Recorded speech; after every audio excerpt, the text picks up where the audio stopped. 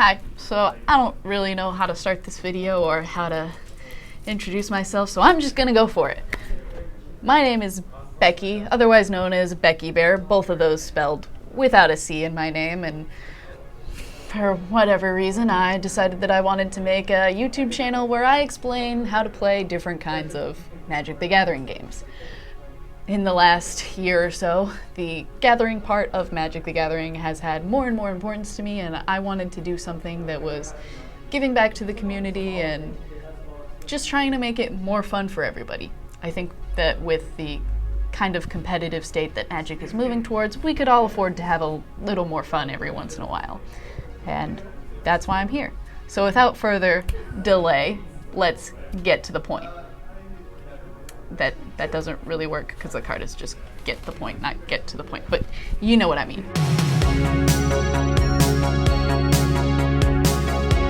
So we're here to do a Q&A video to kind of help me introduce myself so that you're not totally lost when I'm telling you how to play games later. So without further ado, let's go to some questions that I got off of my Twitter followers who graciously put themselves into asking me questions. Forgive the people in my background. I am in a crowded game store, as every Magic the Gathering nerd has been at some point.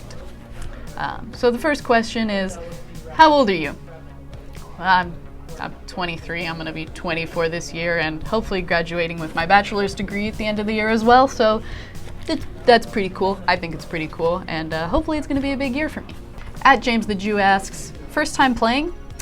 So this is kind of funny because James is my DM for Dungeons & Dragons, and the answer to this question is kind of twofold. I first learned how to play Magic in my senior year of high school in 2013, and I remember my first big event being a midnight release for Dragon's Maze.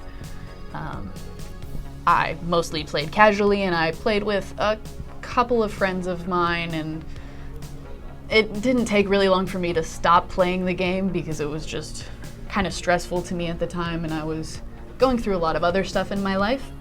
And then in 2016, I started playing Dungeons & Dragons with a group of my friends from back home, and one of them was like, hey, you play Magic, right? And I was like, yeah, I totally play Magic. And I'm going to tell you guys, I did not really play Magic. I knew that creatures come into play and sorceries can be played only when you could play a creature, but I really didn't understand anything about how the stack works or the extent of the phases of a turn, and basically I had a lot to learn, and a lot to learn started happening in more of 2016 than 2013, but I have been hooked on the game ever since I was brought back into it in 2016, just before, what's the set? Yeah, I got back into it, but have been hooked ever since just before Shadows over Innistrad came back. The next question that James asks is, greatest achievement as a gamer/human? I don't know that I have a great achievement as a gamer. I guess my best finish is 36th place at GP Dallas Fort Worth in 2018, but hopefully I can do better at an event this year.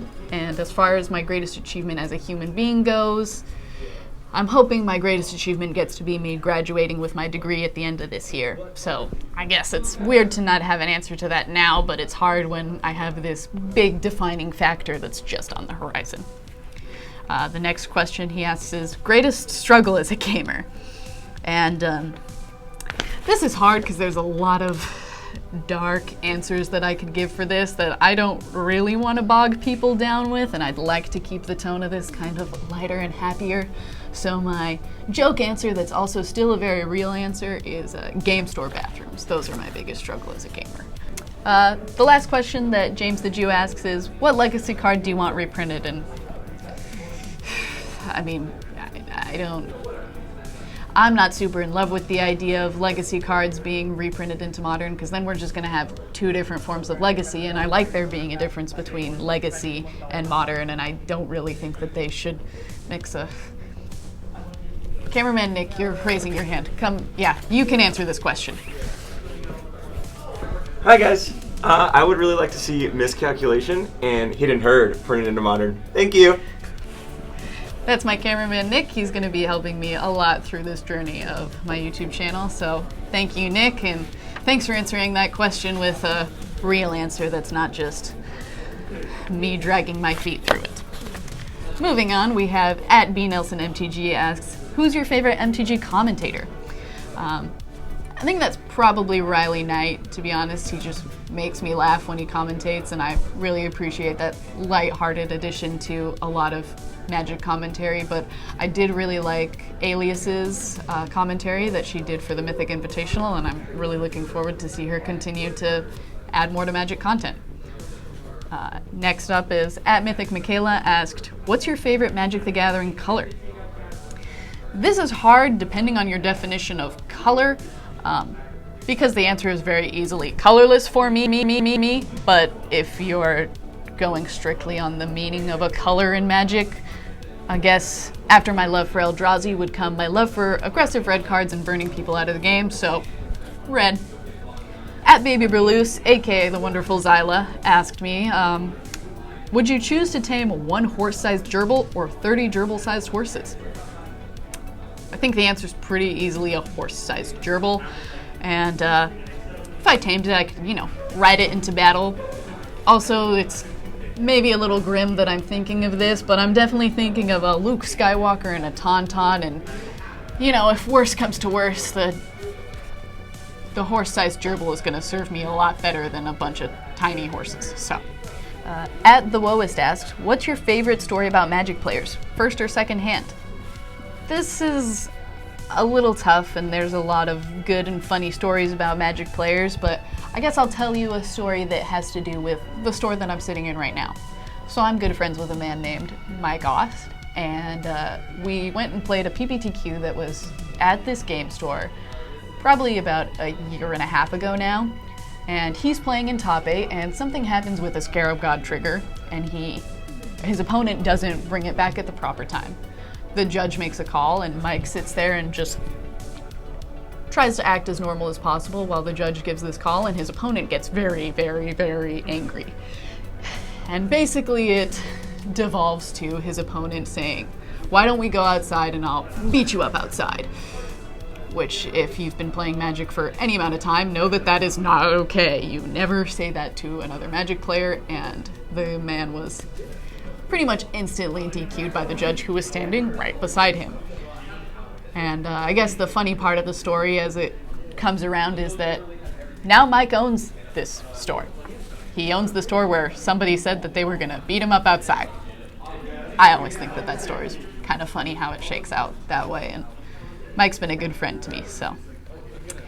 @EarthToTien. Oh. No, but did you hear me just tell that whole story about you? What story? @EarthToTien asked a bunch of questions, but I'm going to answer my favorite, which is, what are my go-to Froyo toppings? To be honest, I don't get a ton of Froyo, and pretty much every time I go, I get very little Froyo, but a lot of cookie dough, and I love just eating edible cookie dough as much as possible. @Mason Clark asked, what's your favorite part of the game, and what's your favorite part of Magic outside of the game? I think my answers are kind of similar, to be honest, but my favorite part of Magic the game, and majority outside of the game, is the gathering part, as I said earlier. When I moved to LA, I was moving to a place where I knew nobody and had no friends, and I basically went online and went to the Wizard store locator and started just going to stores and trying to meet new people and make new friends, and I have Magic to thank for a lot of the friends that I have now, and a lot of the friends that I've made over the last 3 years living in a new place that was very scary for me to move to. But I can understand if that's too sappy of an answer for you, so I guess the next favorite part of Magic for me is casting big creatures. Nothing feels better than casting an Ulamog, in my opinion. @Ignorant But Learning also asked me a lot of questions, but I'm going to answer the two that I liked the most, which were, what sound do you love and what sound do you hate? I actually love the sound of heaters and fans. I don't think that anything sounds better than being cuddled under a blanket on a cold night and hearing the heater turn on and just lull you to sleep. But my least favorite sound is literally anything being wrong with my car. If something sounds weird about my car, I am just completely neurotic, and I need to figure out what it is and if it's going to be a problem, or I can't sleep at night. At Kingslayer MTG asks, Game of Thrones or Breaking Bad? This is not really a hard question for me because I have not ever seen Breaking Bad, and I need to read. There's a bug. I got it. Okay. So kind of by default, the answer is Game of Thrones, and I'm also just really excited for the new season to come out. So, plus it's it's medieval and there's armor and dragons, and there's no way that any show about drugs would ever beat a show about armor and dragons. There's no way. At Roman Fusco said, what's the best children's movie and why is it Quest for Camelot? I have a vision of a certain gif going there that's of an animal making that same gesture. At Eric and a bunch of numbers asked, if the Flat Earthers were a guild, which guild would they be? Probably Azorius, because Azorius is really into just shoving their ideas down your throat and making sure that people don't do anything on their own free will, and that sounds like Flat Earthers to me. Lastly, Justin Porches and Jonas W117 kind of asked a similar question, which is, who is Apollo / can we get more pictures of Apollo? Polly! Polly, come here. Come here. This is Apollo. Hello. This is my furry friend, my I guess man's best friend. We're past gendering things. Man's best friend, my best friend. Who cares? He's a big sweetheart. He's my 5-year-old black lab, and he's a huge sweetheart, and he's kind of attached to me at the hip. So if you ever see him in a video or there's a weird noise in the back of the video, it's probably him causing some mischief, but he's only got 2 moods, and that's trying to give you love or give me food. And he doesn't really have a way of distinguishing. Yeah, like that. He doesn't have a way of distinguishing how to tone it down, but he's just being a dog, and just know that he probably doesn't know you, but probably loves you anyway. And that's all the questions I have for this time around. I really appreciate you all hanging out with me, and look forward to the first video that's going to be coming up next week. Thanks, everybody. I will be leaving my social media handles in the description box below, so be sure to check me out there so you can get updates on when I post videos and pretty much everything else happening in my MTG life. And with that said, I hope to see you next time.